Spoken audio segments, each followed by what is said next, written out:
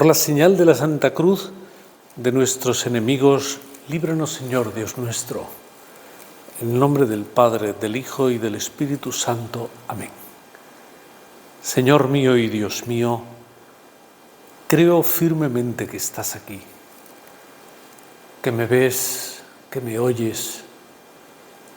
Te adoro con profunda reverencia, te pido perdón de mis pecados y gracia para hacer con fruto este rato de oración. Madre mía Inmaculada, San José, mi Padre y Señor, Ángel de mi guarda, interceded por mí.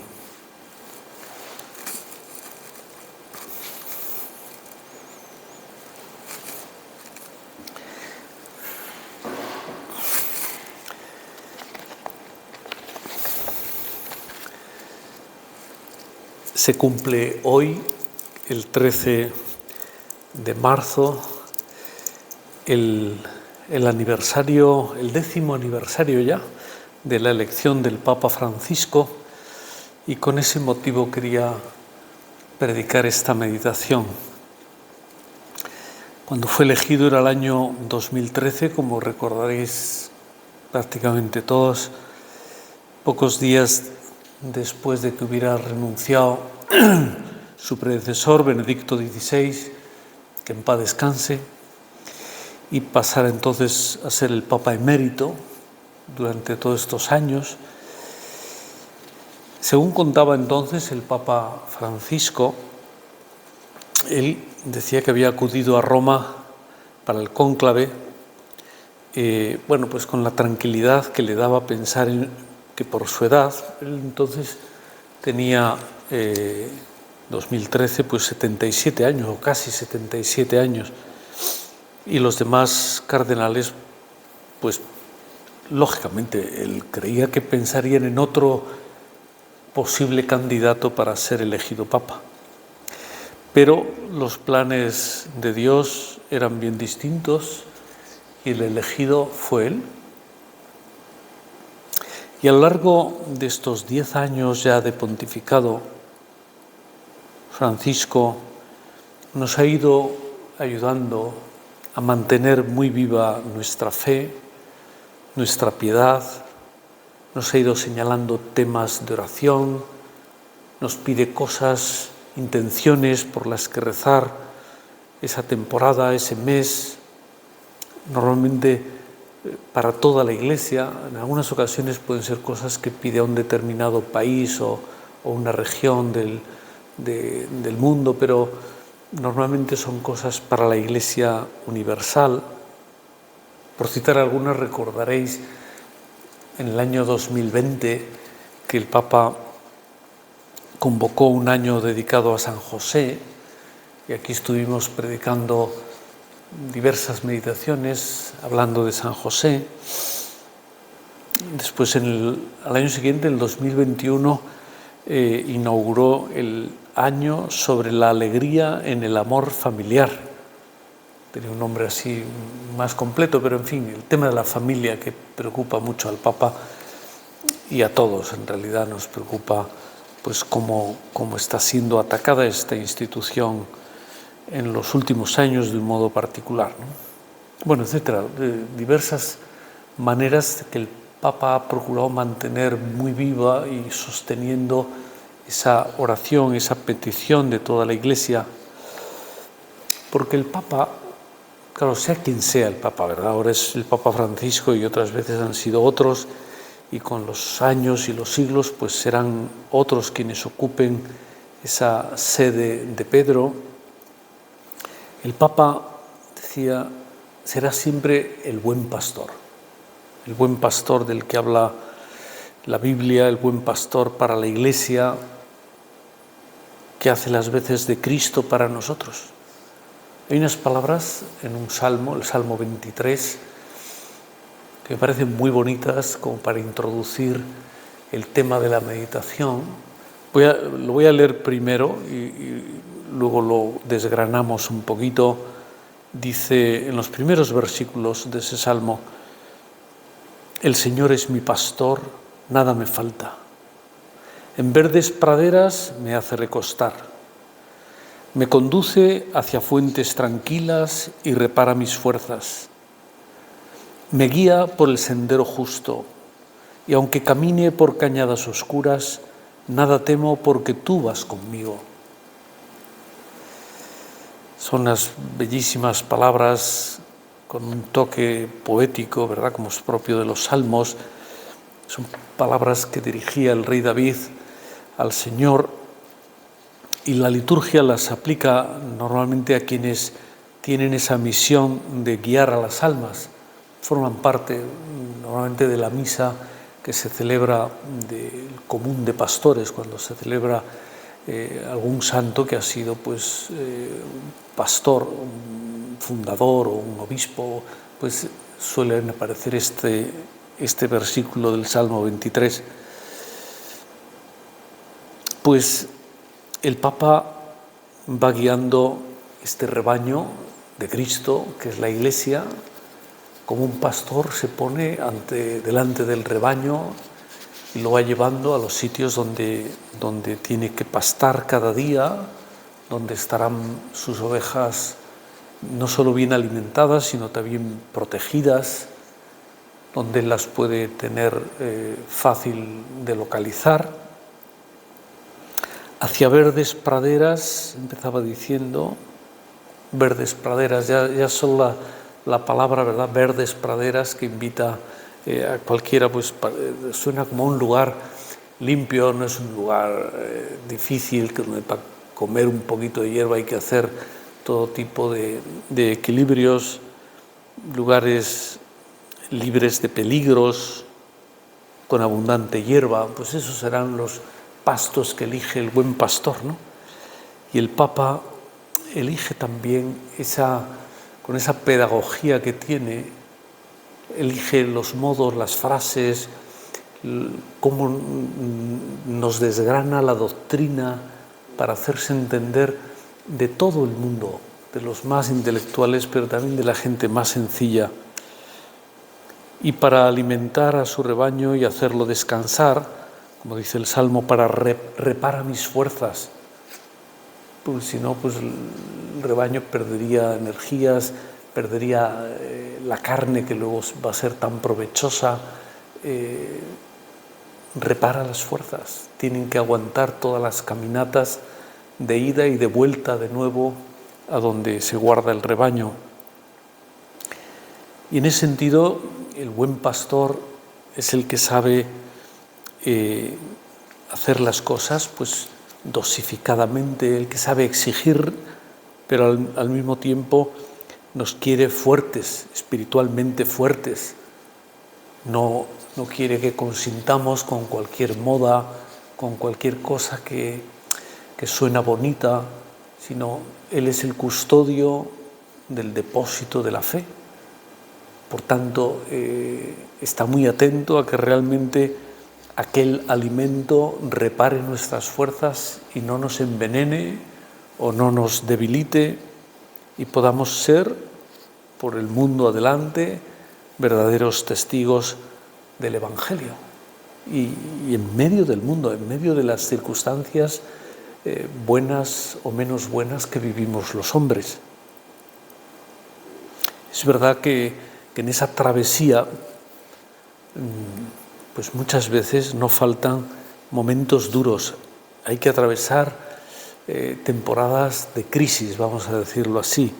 Quizás es lo que el Salmo describe con esas palabras, cañadas oscuras, aunque camine por cañadas oscuras, que es siempre una cosa un poquito tenebrosa, ¿no? Siempre uno no ve bien quién puede salirme detrás de una esquina, si estará el lobo para el rebaño, si en nuestro caso podría haber alguien preparándose para asaltarnos. Aunque atravesemos momentos de dificultad en los que no vemos bien, en los que las cosas se ponen más difíciles que en otras temporadas, no hemos de dudar. Hay que mirar para el buen pastor y seguir sus pasos No hemos de cuestionarnos la meta, ¿no? Pero por aquí no se va, esto es muy complicado, mejor que se pierda el pastor, vamos a buscar otro camino, no, porque entonces se perdería el rebaño. El Santo Padre tiene siempre la gracia de Dios precisamente por el cargo que ocupa, por ser quien hace las veces de Dios en la tierra, tiene la gracia para llevarnos por el sendero justo. Y estaremos siempre seguros, siempre alegres, porque, claro, el Papa es el vicario de Cristo, quien hace las veces de Cristo, y por tanto, claro, es tanto como decir, como termina el Salmo, porque tú, Señor, vas conmigo.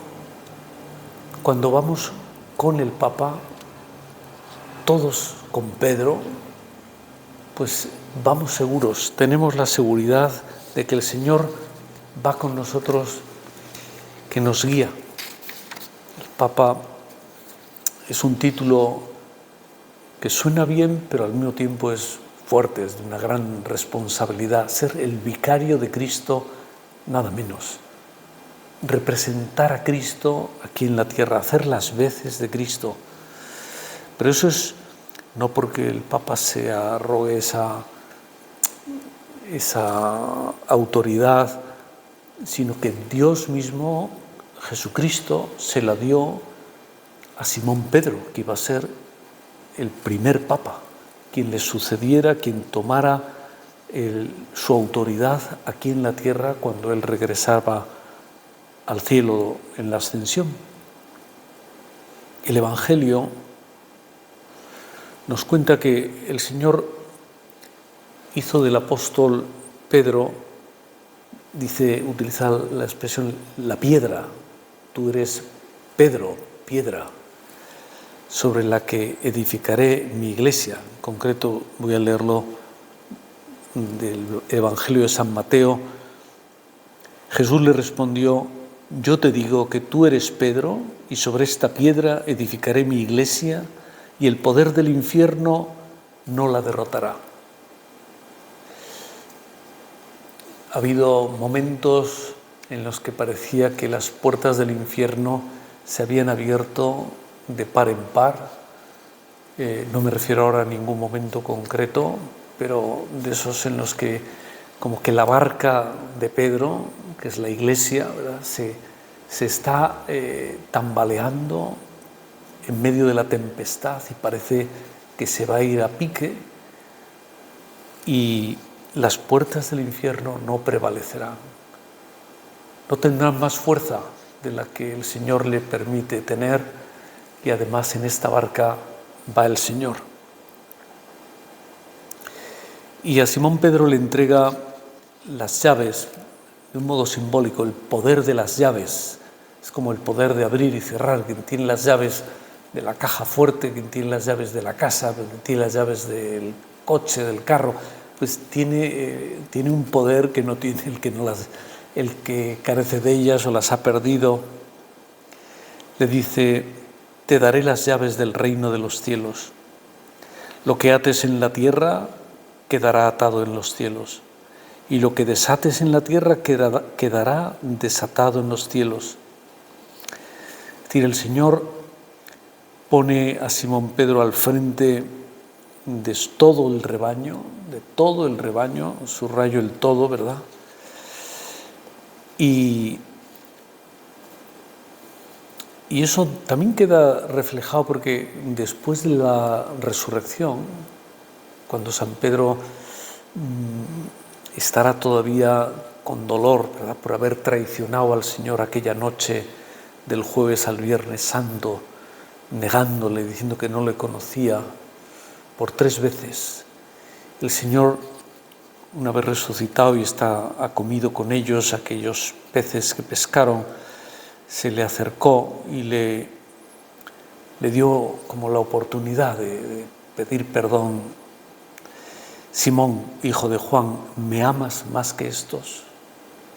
Tú que has recibido de mí esta misión grandiosa, que es superior a la que han recibido ellos, el resto de los apóstoles, ¿me amas? Hasta 3 veces le hace esa pregunta y finalmente la respuesta de San Pedro es: Señor, tú conoces todo, tú sabes que te quiero, sabes lo que ha pasado, sabes cuánto me ha dolido no haber sido fiel, pero sabes que te quiero, que en el fondo de mi corazón no quiero otra cosa que me perdones y ser fiel hasta la muerte. Y entonces el Señor le responde, y esta es la frase que quería subrayar: apacienta mis ovejas. Con el paso de los siglos, las ovejas se han ido dividiendo y hay confesiones religiosas, protestantes, ortodoxos. El Papa tiene que ser el pastor supremo, quien esté al frente, quien apaciente todas las ovejas de Cristo. Por eso el romano pontífice es quien tiene la misión, dicho de otra manera, ¿verdad?, de dar unidad a todos los fieles cristianos. Una unidad que no es fácil, ¿verdad?, porque cambian las épocas, hay culturas diferentes que se incorporan a la Iglesia, hay procesos de inculturación que son sencillos y otros que son un poco más complicados. Pero esa misión del romano pontífice consiste en darle unidad, con la ayuda del Espíritu Santo, de la gracia de Dios, dar unidad, porque Él es el obispo de Roma. Es como si la sede de Roma, que es la sede de Pedro, allí muere San Pedro martirizado, allí está de un modo simbólico en el ábside de la Basílica de San Pedro aquella silla, la cátedra, donde se sentaría Simón Pedro. Pues allí, en esa sede apostólica que es Roma, el obispo es el Papa, y quien sea el obispo de Roma es el Papa para toda la Iglesia. También en el Concilio Vaticano II se añadía que el Papa es el principio y fundamento perpetuo y visible de unidad. Siempre, siempre será Él, el Papa, el principio y el fundamento perpetuo de unidad, tanto de los obispos como de la muchedumbre de los fieles. Por eso, rezamos por la unidad de todos y de todo el pueblo cristiano, porque también los obispos forman parte del pueblo cristiano, son fieles. Si no, como decía San José María en una tertulia, si no serían infieles. Pero ahora estaba pensando sobre todo en las dificultades que está atravesando parte de los obispos en Alemania y que está haciendo sufrir mucho al Papa y en realidad a toda la Iglesia, y hemos de rezar con gran caridad para que no se produzca una fractura, sino al contrario, que se reconsideren las cosas, que se quiera seguir al buen pastor. Y las cuestiones que hacen referencia a la fe, a la moral, el único que tiene esa capacidad de desempeñar el oficio de enseñar, en este caso con autoridad quiere decir que lo que enseña el Papa, en cuanto la autoridad que tiene recibida de Dios, es vinculante para todos los fieles. No vale, yo con esto no me quedo, yo con esto otro sí, porque esto sí que no es una cosa para que cada uno elija lo que le gusta y lo que no le gusta, sino que cuando el Papa enseña con autoridad, eso es vinculante, porque él es el sumo pontífice. Y el colegio de los obispos también tienen esa autoridad si están en unión con el Papa, si no pierden esa autoridad. Bueno, son temas que llevaría más tiempo explicarlos, ahora en la meditación solo paso por encima de ellos, pero pero qué importante, ¿verdad?, que recemos por el Papa, por los obispos, para que sean maestros auténticos de la fe, en la medida en que están unidos al Santo Padre, como decía ahora mismo, ¿no? Esa misión que tienen, se suele hablar de una triple misión, ¿no?, la de enseñar, la de santificar y la de gobernar, como pretendiendo englobar en esos tres verbos pues toda la misión recibida de Dios, toda la potestad,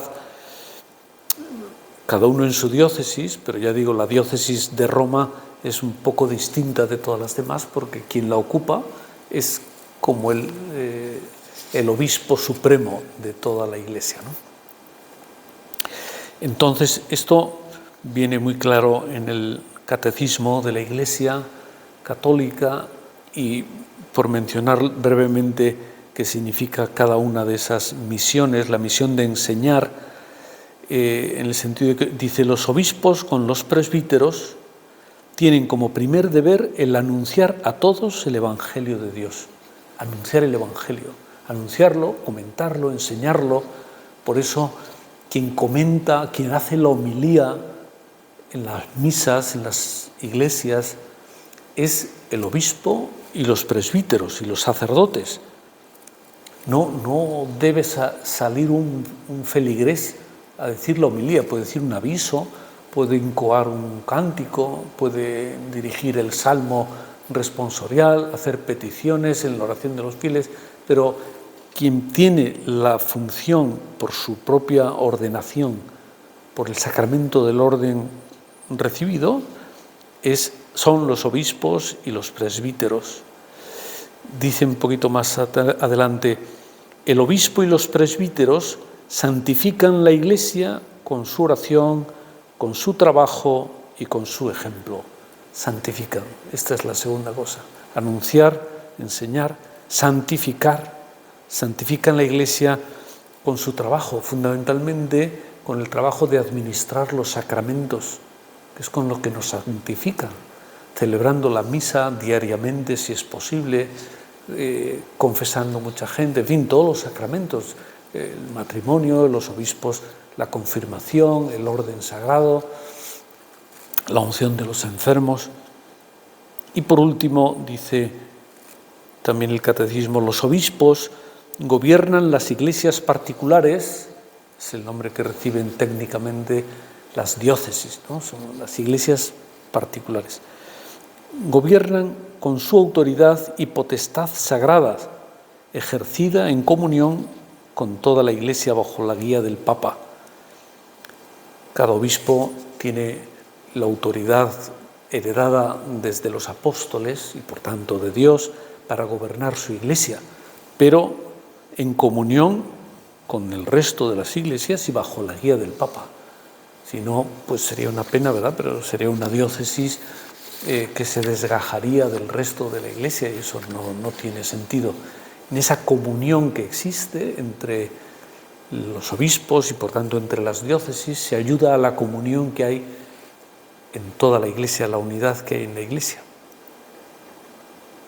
Pero, claro, la potestad, digamos, sobre toda la Iglesia, esa potestad plena, potestad suprema, que está por encima de todos, solo Dios está por encima de la autoridad del Papa, y universal porque abarca todas las iglesias particulares, todos los lugares donde puede haber un fiel cristiano, pues corresponde al Papa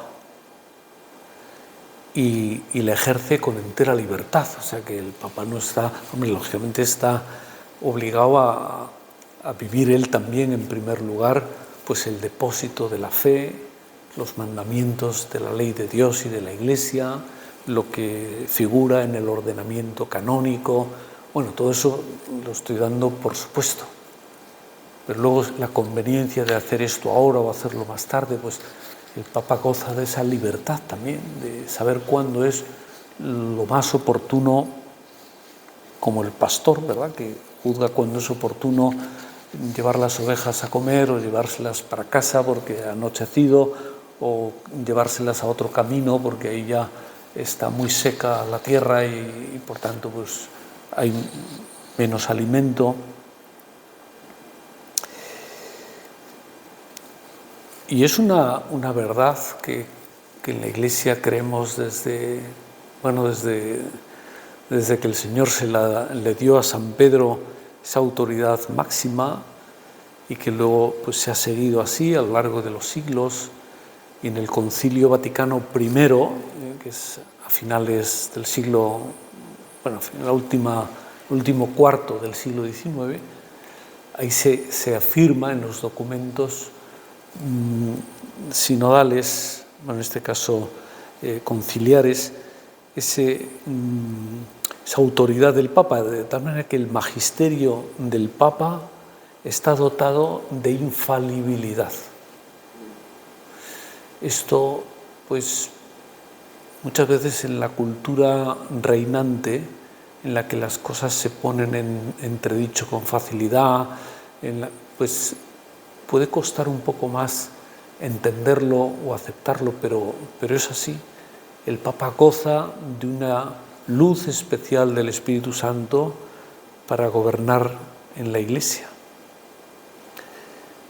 ¿En qué se fundamenta esto? Pues en que Cristo mismo, cuando le confiere ese ministerio, le dice, esto solo se lo dice a Simón Pedro, yo he rogado por ti para que tu fe no desfallezca, y tú, cuando te conviertas, confirma a tus hermanos.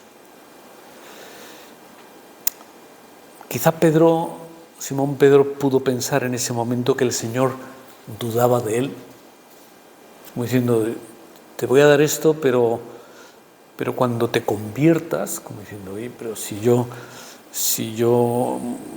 Señor, él mismo dice, contigo estoy dispuesto a ir incluso a la cárcel y a la muerte, está dispuesto a todo, pero el Señor, que conoce los corazones, probablemente le estaba queriendo decir, mira, una cosa es lo que dices con la boca y otra es lo que hay en tu corazón, la hondura de esos propósitos.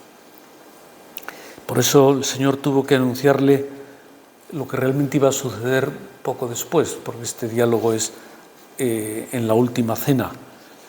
Y el Señor le dice, te digo, Pedro, que no cantará hoy el gallo antes de que 3 veces hayas negado conocerme. Debió de quedarse de piedra, ¿verdad? Con ese aviso tan concreto. Me vas a negar 3 veces antes del amanecer, antes de que el gallo cante. Ya era de noche.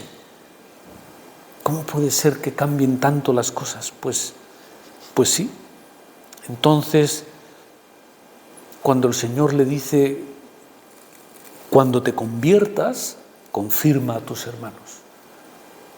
Tú tienes el poder para confirmarles, porque yo voy a hablar a través de tus palabras. Por eso al romano pontífice le compete ese magisterio supremo, esa capacidad de enseñar, de gobernar, de santificar a toda la Iglesia. Cuando el Papa predica para toda la Iglesia. Cuando el Papa exhorta y gobierna para toda la Iglesia. Por eso el Señor le dio esa capacidad de, vamos a decirlo así, de no equivocarse, que es lo que significa infalibilidad, ¿no?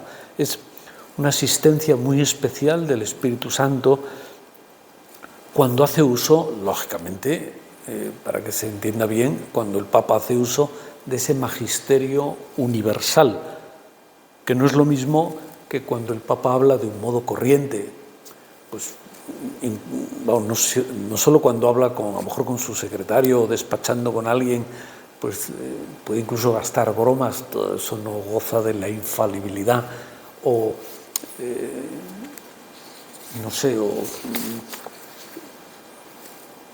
cuando el Papa posiblemente pues interviene en una reunión o se está preparando un documento, pues posiblemente pone alguna idea, añade una cosa, manda quitar otra. Bueno, es un modo de gobernar, no es que sea infalible uno y otro, ¿no? Pero al final lo que salga de ahí goza de este don tan precioso que es un motivo de dar gracias a Dios, porque nos llena de seguridad.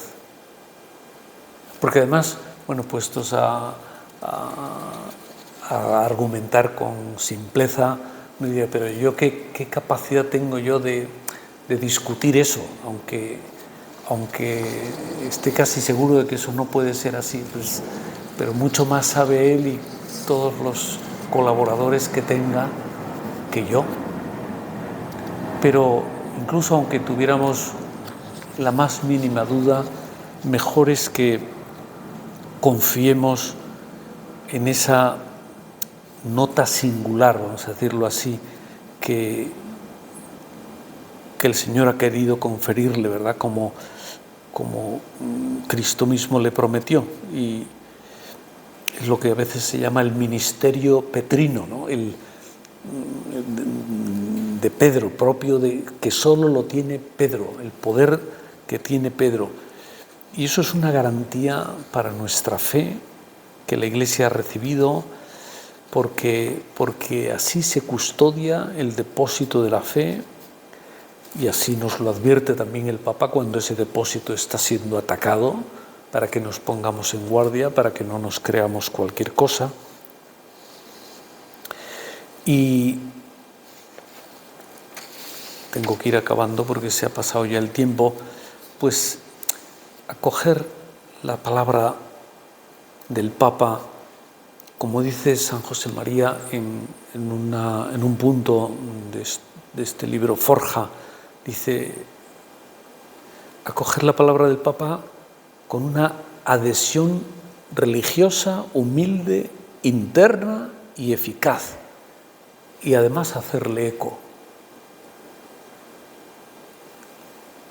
Claro, ahora disponemos de muchos medios de comunicación y es muy fácil conocer qué ha dicho el Papa, difundir qué ha dicho el Papa, inmediatamente uno le da reenviar a otras personas, pero yo animaría a que leamos o escuchemos siempre al Papa en fuentes seguras, no interpretaciones del Papa. Pueden ser la interpretación que a nosotros nos gustaría y por eso nos parece mejor, pero no nos interesa lo que nos gustaría, sino qué ha dicho realmente. Y cuando alguna vez no entendamos bien o nos cueste entender lo que ha dicho, yo diría lo mejor es esa actitud que tuvo la Santísima Virgen cuando Jesús hacía cosas o decía cosas que ella no entendía, como cuando se quedó perdido en Jerusalén y después de 3 días lo encontraron y ¿por qué nos has hecho esto? Y la respuesta del Señor, pero ¿no sabéis que tengo que estar en las cosas de mi Padre? Les dejó, sí, no lo entendieron. El Evangelio dice, no lo entendieron, pero no dice, mira, pues ahora castigado, sino que lo que dice es que la Virgen guardó esas cosas en su corazón, ponderándolas, diciendo, aquí hay una explicación que todavía yo no sé captarla. A veces en las cosas que podemos oír del Papa, pues puede haber cosas que no las entendemos y hemos de guardarlas en nuestro corazón, ponderándolas, llevándolas a la oración, quizá preguntando a personas que saben un poquito más, pero debemos ser siempre muy fieles al Papa, porque así es como ayudaremos también a que otras personas lo sean. Vamos a vivir siempre con esta unión con el Papa, que todos bien unidos, omnes cum Petro, decía San José María, ¿no? Todos con Pedro, vayamos a Jesús por María.